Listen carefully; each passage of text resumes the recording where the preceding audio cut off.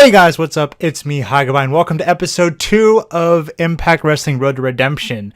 This episode is going to be the first episode of Explosion and the first episode of Impact, so it's going to be pretty cool. Just looking around, I did notice that I forgot to sign Willie Mack, so I offered him a contract, and Joe Hendry, I offered him a contract as well. I think those might be the only two that I'm missing from the roster. Other than that, once again, here's a quick overview of what we got going on here. I believe I gave Austin Aries time off. Did I? Did I give him time off? Yeah, I gave him a month off just after the incidents at Bound for Glory. He was punished. That's his punishment. It's like a suspension, but you can't just straight up suspend somebody. I could have done it without pay, but I didn't want to piss him off for no real reason since that's just not necessary right now. So it is gonna hurt not having him. He is a main eventer. We're down 1, so that kind of sucks. Abyss isn't really an active wrestler, so I'm not going to count him as that. But we have a lot of contracts that went out. We have some people we're waiting to hear back from, so that's going to be pretty cool. We have some new guys.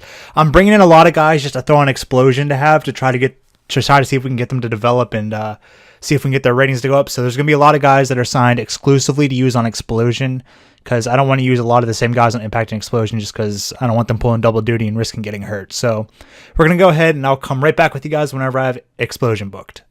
So I decided what I'm going to do is every episode is going to have Explosion and Impact in it, and we're just going to go like that unless something special happens like a pay-per-view.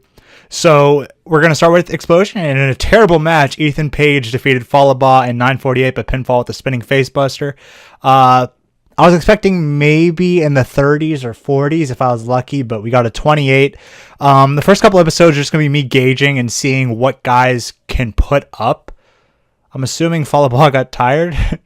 Oh, he actually did. I was joking, but alright, apparently Ethan Page is a face, which I did not realize. So that is something I need to take note of. Ethan Page, I got to turn Ethan Page. And he's not suited, so I got to write that down so I don't forget. All right, so that's kind of a fail. Ethan Page, I have to turn him heel, just so he could be with Seidel like he is in real life. All right, so we're going to go ahead and go to the next one. And after the match, Ethan Page is just gloating after his win over Fallible. He took down the big guy. That's the whole premise of this. And then in an abysmal match, I think this is the first time I've gotten abysmal for a rating. It was supposed to be Katarina versus Diamante, but I found out Katarina is face, and I don't like doing face on face, but I might have to start doing that just to test some stuff out. So I kind of changed it to Alicia Edwards versus Scarlett Bordeaux, and that's rough, but it's Explosion, so thank God it doesn't really matter and it shouldn't hurt us at all. But damn, that's bad. I expected a little bit better. Okay, well, it can only go up from here. It can only go up from here, right? In a terrible match, Killer Cross defeated Grado in 4:14 by pinfall. I just had it set to domination, so Killer Cross get a win and get some momentum, hopefully. Anything? Psychology and consistency. Booking okay. Fair enough. Yeah, not much to say about this. Not much to say at all. Killer Cross is putting up 18s, which sucks, so I might rethink some things now that I see that's only putting up 18. Some of it might be the popularity that they have in Canada isn't that high, because their popularity might be based in America, so I have to keep that in mind too. And then a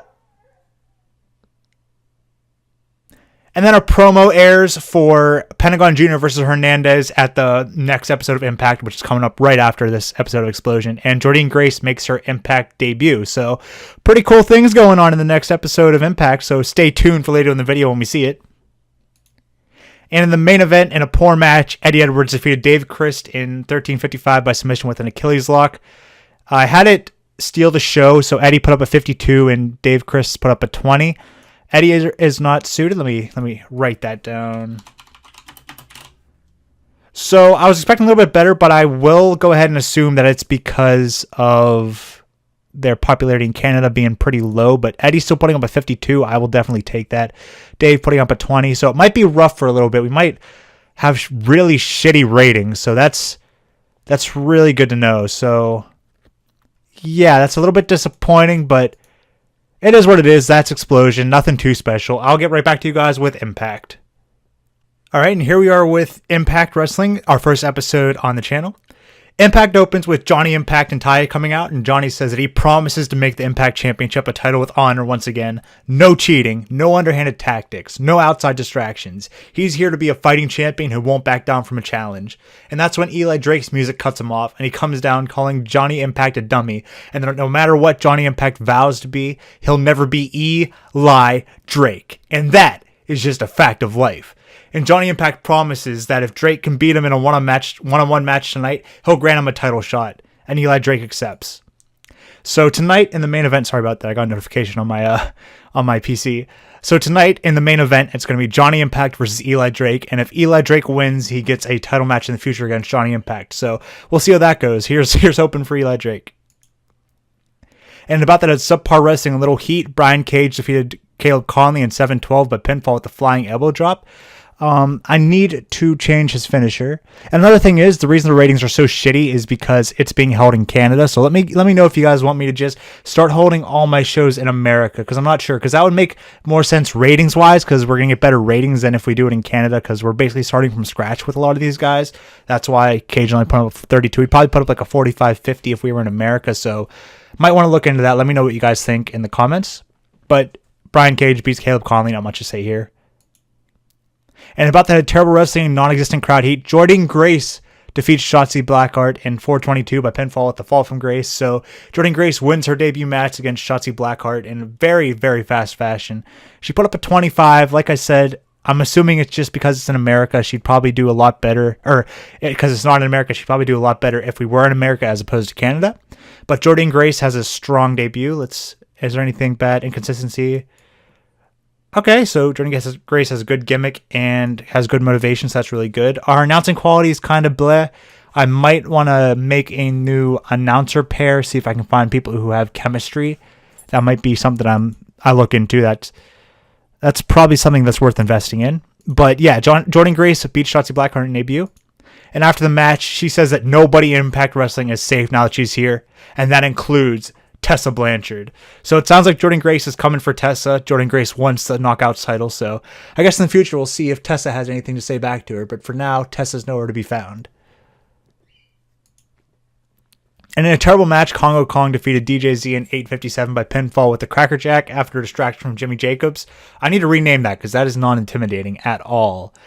But Kongo Kong picks up a solid win over DJZ. DJZ usually puts up 50s, but he isn't in America, so it's not going to happen. But DJZ... Oh, I forgot Taya, too. Taya is not suited. Taya not suited. DJZ not suited. All right, so we'll remember that to have ready for the next episode. We're going to have some gimmick changes. And I found out that Ethan Page is a heel. It was Fallible that was also a heel. I didn't expect that to be the case. So I have to change Falla to a face. All right, so yeah, the first couple episodes are just gonna be me making notes, taking notes. I'm gonna try doing the next episode in America and see if it gets any better there. I might hold it like at the Impact Zone or something and see what we can do. I don't think you can relocate your company's home regions. That might be a problem, but running it in America, at least for like pay-per-views and stuff, would probably be better just to get better ratings. But we'll see. If our companies that we have contracts with start complaining, I'll look into doing something different. And after the match, Kongo Kong keeps attacking DJZ with Jimmy Jacobs leading him on. So Kongo Kong just being a monster, as always. You know how it goes. Actually, it was pretty good. I rated him on Menace, so I'll take a 69. That's probably going to be the best rating we see matches in all for a long time. And in a poor match, Pentagon Jr. defeated Hernandez in 11-18 by pinfall with a top rope Styles Clash. They didn't click. Pentagon put up at 37. Hernandez put up at 27. Yeah. I'm going to have to move this to America. This is not going to sit well with me. I don't like this. This isn't no bueno. No bueno. Let me note that Hernandez is not suited. Yeah, like this is bad. This should have been like a 40 or something, or 40 or 50 or something, but this is... I'm definitely going to have to look into moving what we're doing, because this Pentagon should not be putting up 37s. I'm sorry, but he shouldn't. Let's just move on from this one. Then a graphic is shown for Eli Drake versus Johnny Impact in the main event, just hyping up the match. And a terrible match. This isn't. This is so disheartening. In a terrible match, LAX defeated Desi Hit Squad in 13-18 when Ortiz defeated Rohit Raju by pinfall. And during the match, we also saw Sami Callihan distract Ortiz and Santana. I just did that because I wanted it to be Sami Callihan is like taunting them from ringside during their match. So he's kind of trying to get in their heads and get them off their game. But they still pick up the win over the Desi Hit Squad. So LAX picks up a solid win, and Sami Callihan is kind of inserting himself in there. There is no way that one of the Desi Hit Squad should be putting up better than both of LAX. We have work to do. Let me do Santana, not suited.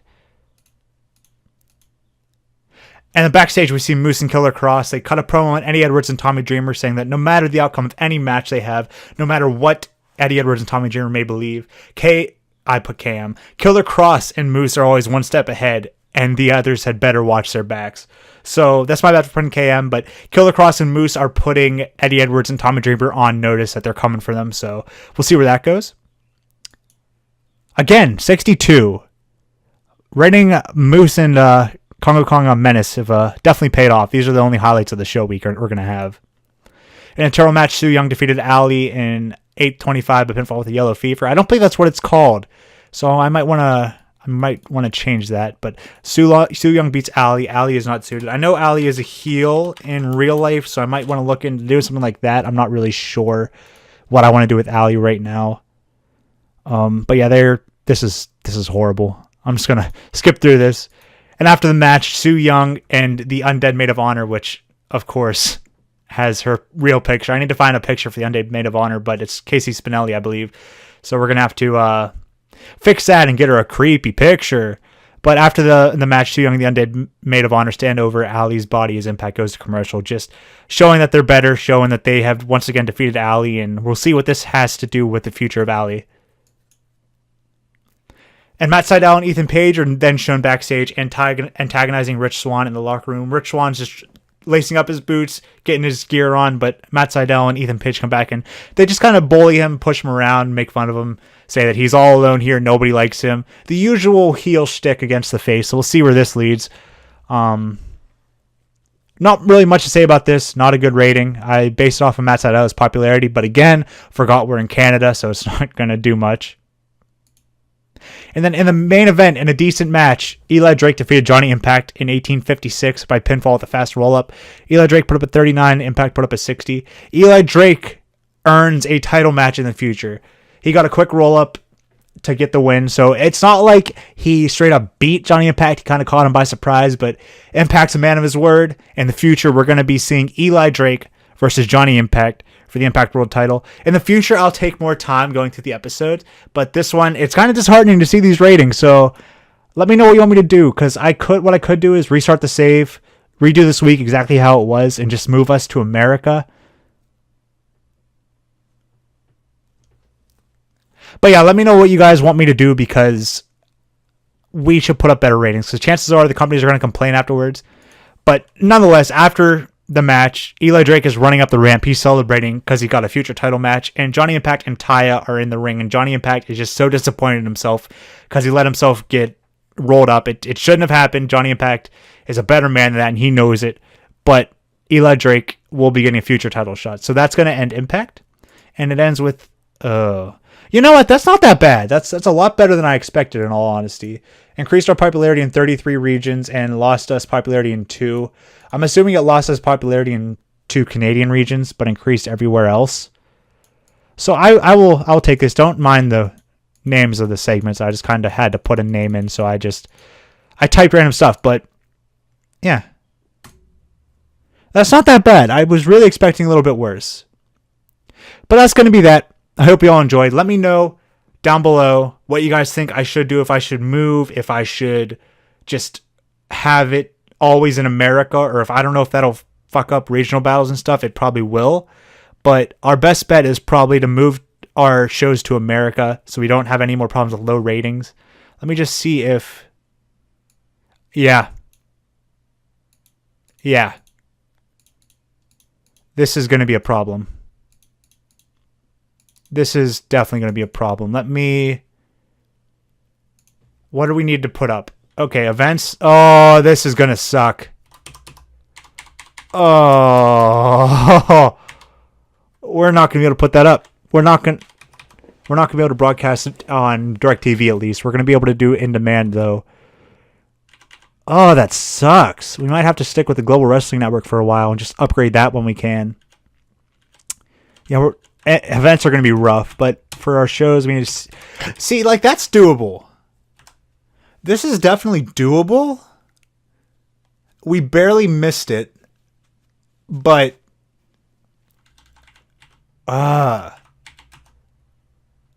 like getting a 61.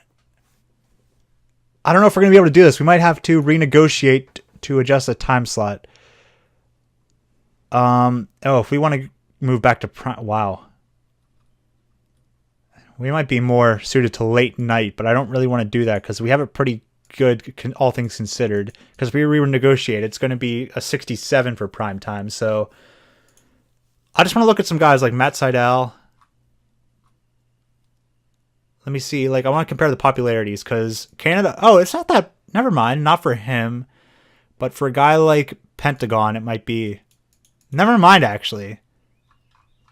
Maybe it's our product. Maybe if we mess with our product a little bit. Yeah.